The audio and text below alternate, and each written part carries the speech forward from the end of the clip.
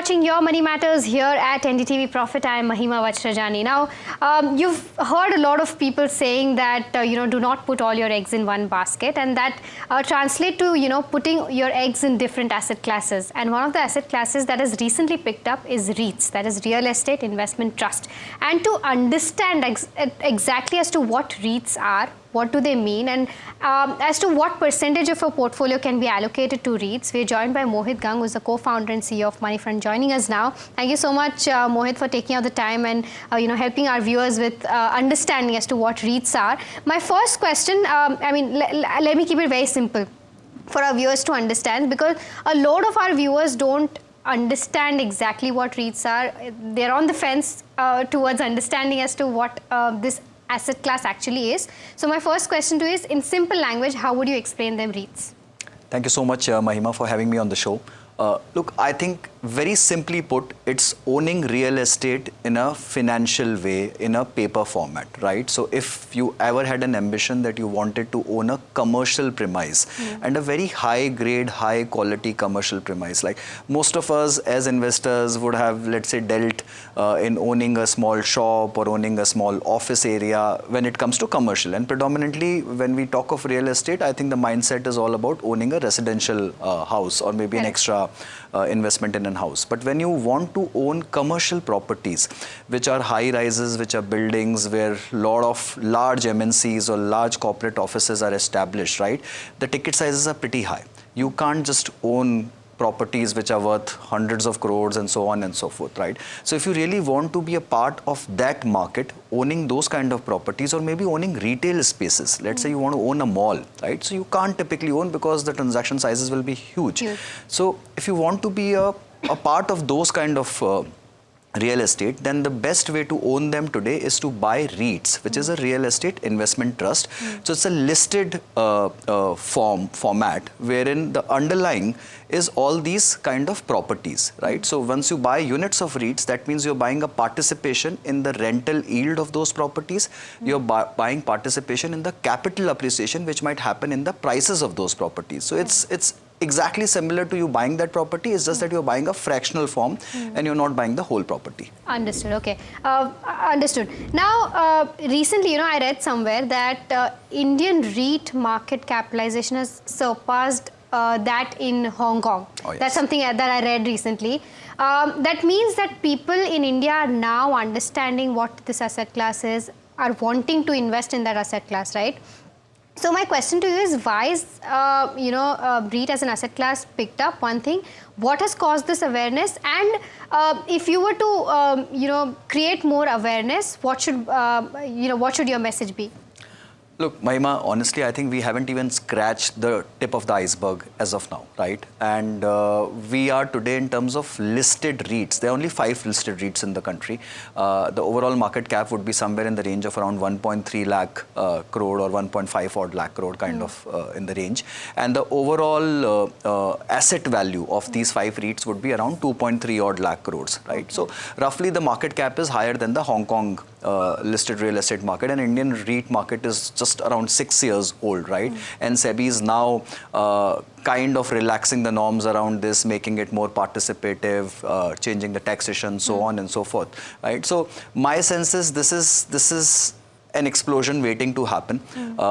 In India, I think people have this real fantasy of owning properties, of owning gold, owning commodities. These are the assets which I think historically we have seen our parents being obsessed with, right? And when you find you can own A-grade properties or very high quality properties across the country, sitting in remote tier 2, tier 3 town, you can own properties in Mumbai, properties in Bangalore, IT spaces in Kolkata, or a retail mall in Delhi, or so on and so forth, right? So it gives you great participation across great names, great brands, great formats, right? So my sense is this is something which will keep exploding. This is a very small market cap to my mind. You will see a deluge of new listings coming in the REIT space.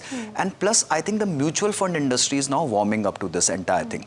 Till now, the allocation was pretty minuscule. And I think gradually you will see exclusive REIT funds and InvIT funds coming into the market. And you will see a lot more allocation going from the mutual fund industry into the REIT space. yes. Yeah, and you know, just before the show, you were talking about how regulation has changed in terms of REITs now being, you know, qualified as equity, and that is why that exposure in mutual funds for REITs will go up. Can you give us a sense of what that means? Yeah, absolutely. I think that's a path-breaking regulation to my mind. SEBI has now classified REIT as equity for taxation purposes. So which means any fund which, let's say for equity taxation, keeps an equity holding upwards of 65% in the fund. So whether a balanced fund or a hybrid fund or a multi-asset fund, they typically try and keep equity over 65%, right? Which means they have very little leg room. If it is a multi-asset fund, they have very little leg room to put debt, commodities, REIT, InvITs, everything in the remaining 35% kind of basket. Now, once you move REIT out of the 35% bracket and move it into the 65% equity bracket, that means all your multi-asset funds will now start having higher and higher composition of REITs along with the equity. So they can very well have equity to the tune of around 55, 60 odd percent or 55% and have 10% REITs. Even the balanced funds, which has a mix of debt and equity, in the equity portion can have some REITs. Even the normal equity funds can now have REITs. And the fund houses can now start launching exclusive REIT funds when the depth in the market increases. There are more listed players. As of now, as I said, there are only 5 players. Once you have more players, you can have exclusive REIT funds in the market, which are taxed like equity instruments, which means you pay only 12.5 long-term LTCG capital gains on these instruments after holding for a year, right? So my sense is the first movement will come when multi-asset funds will start shifting a lot of their allocations of REITs into the equity format, and that space gets opened up in the 35% bracket which they have currently. Interesting, but just want to get a sense in terms of returns for these REITs, right? How do you think that is being viewed? Because when you say that allocation for REITs will increase, I mean, I understand that 2025 was a year of consolidation for equities as well, right?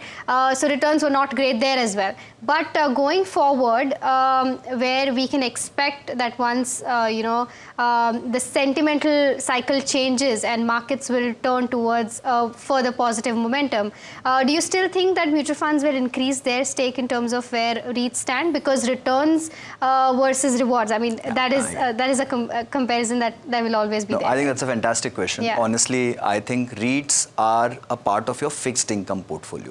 They're not a substitute to equity. They can never be, right? So because at best they will give you rental yields and a little bit of an appreciation, right? So last year was good for REITs overall. I think 8 to 10 odd percent or 8 to 9 odd percent is the bracket in which the REITs delivered returns. Now you can very well argue and say that's not even the return from the broader markets, right? So if Nifty is up 8.5% and the broader mid and small cap indices haven't given negative return. Negative, absolutely, right? So from that perspective, REIT was a great investment last year, but incrementally the yield which you anticipate is, let's say, 5 to 6% or 5 to 7%, which is the regular rental yield. As a provision, 90% of the rental yields from all these properties have to be redistributed to the investors. So the REIT can't hold it back. They have to redistribute. So which means you will keep getting regular income. So for people who want regular income from their portfolios, from real estate portfolios, why do we invest in commercial properties? Because we want consistent rentals, right? So this will give you consistent rentals in the form of that rental yield, which will come to you as form of dividend to investors. And if there is an appreciation in the properties, then that appreciation also accrues to you by virtue of the REIT prices increasing. But capital appreciation is very limited. One has to be aware of that. You don't play it for capital appreciation. You predominantly play it for the yields which you get and on a consistency of and certainty of that income which you get from these instruments. Understood. So if not via mutual funds, if an investor who's never probably invested in a REIT, how should he or she go about it? You can individually pick a REIT and then invest in it? Oh yes, absolutely. You can just go on the stock market and buy any of those 5 listed REITs which are available, the Embassy REIT, the Knowledge REIT, the Nexus REIT, the Brookfield REITs. So all these 5 are available. You can just pick up any, you can buy and sell it on the exchange through your broker, or if you trade online, you can just buy it. It's pretty easy.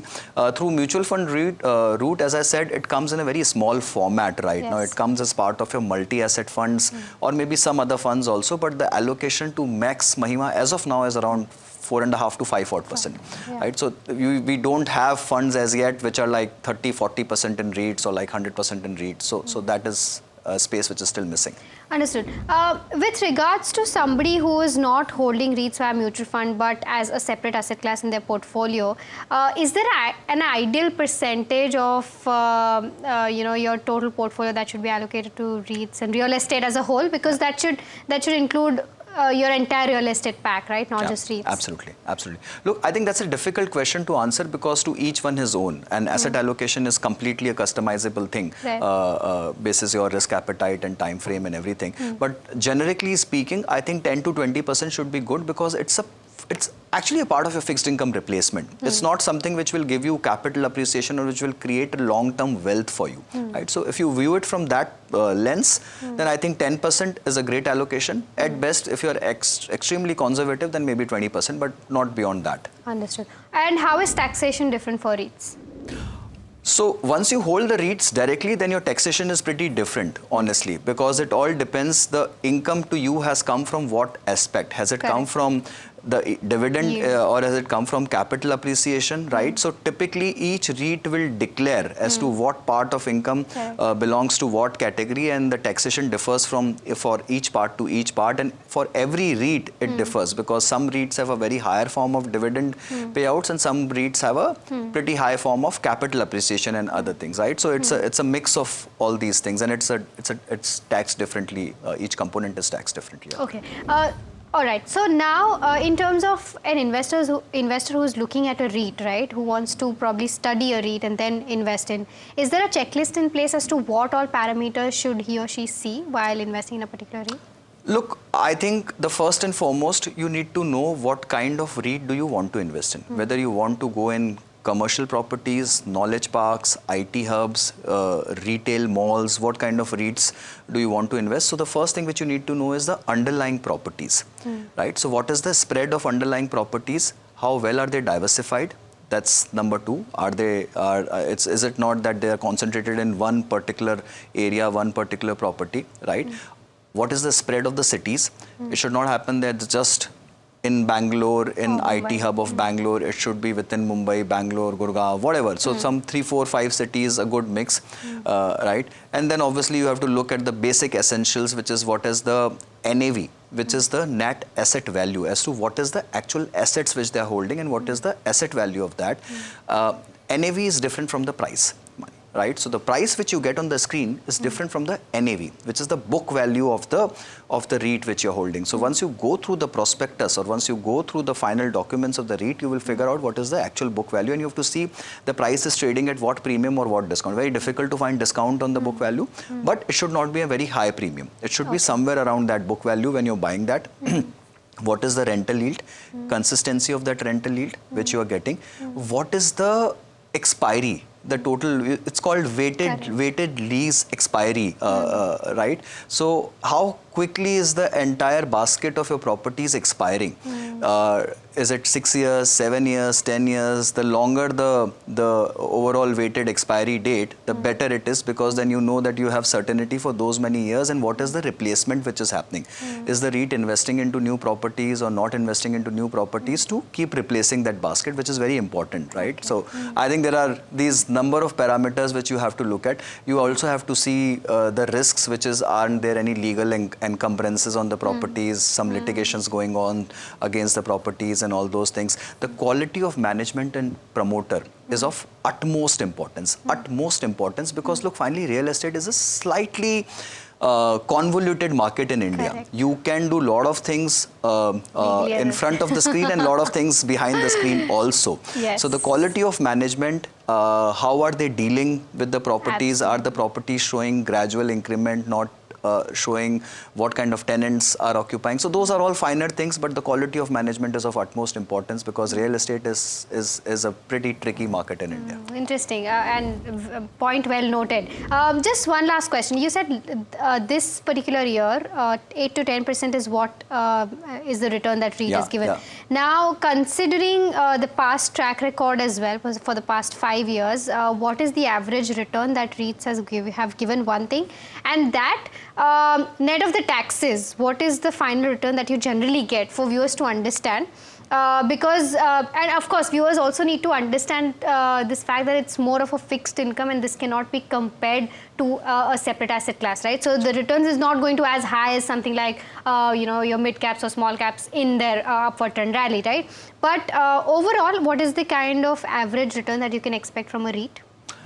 Look, this year has been particularly good, because I think you have been in a interest rate cycle which is reversing or which is falling. In a falling interest rate cycle, typically REITs give you better returns. In a rising cycle, the performances will take a little dip because obviously the rental yields aren't that attractive and the yields are going up, right? So that's why the year has been great, particularly. Also, I think inclusion in the equity has overall helped because a lot of trades have happened, suddenly started happening, and there is a lot of demand, so the prices have gone up. So there is an element of capital appreciation also. But I think anyone who's getting into this should expect only 5 to 7% post-tax in hand kind of return. I think 6 is a very good number to go with. You will not be disappointed with that kind of a number. If you get more because of market cycles, then great, but you can't be expecting double-digit returns from this asset class. All right, Mohit, thank you so much for getting us those insights. I'm sure that our viewers now will be able to make a sane decision in terms of whether to invest in REITs or not, and if yes, how to go about it. So thank you so much for taking out the time and helping us and our viewers understand what REITs are. Thank you, and my pleasure, and wish you a very happy 2026. Wishing you the same. Thank you so much.